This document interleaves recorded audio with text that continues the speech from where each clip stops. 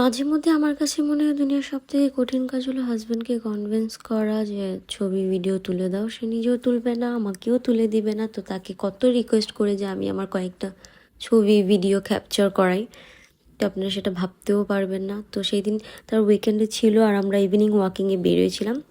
Walking করার একটু পরে সে আমাকে বলছে চলো আমরা বুফে খেতে যাব। তো আমি বললাম সেভাবে প্রিপারেশন নিয়ে বের হইনি, তাহলে কেন আমরা এখন বুফে খেতে যাব? তার কথা না শুনলেও সমস্যা। তো তার সাথে গেলাম।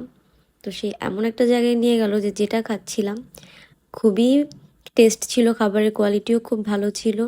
তো ওয়েস্টার খাচ্ছিলাম সেই দিন, থার্ড টাইম পর্তুগাল আসার পর। খুবই ভালো লাগছিল আমার কাছে।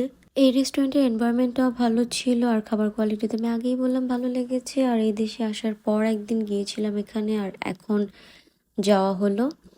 তো সব মিলিয়ে ঠিকঠাকই ছিল, বাট আমি প্রিপারেশন নিয়ে যাইনি যে বুফে খেতে যাব। আমি ওয়াকিংয়ের জন্য গিয়েছিলাম। দেখেন আমি লিপস্টিকটা পর্যন্ত দিইনি, এরকমভাবে আমাকে নিয়ে এসছে। তো এরকমই হয় সামটাইমস, কিছু করার নেই, যেতে হবে, খেতে হবে, ঘোরাঘুরি করে চলে আসলাম।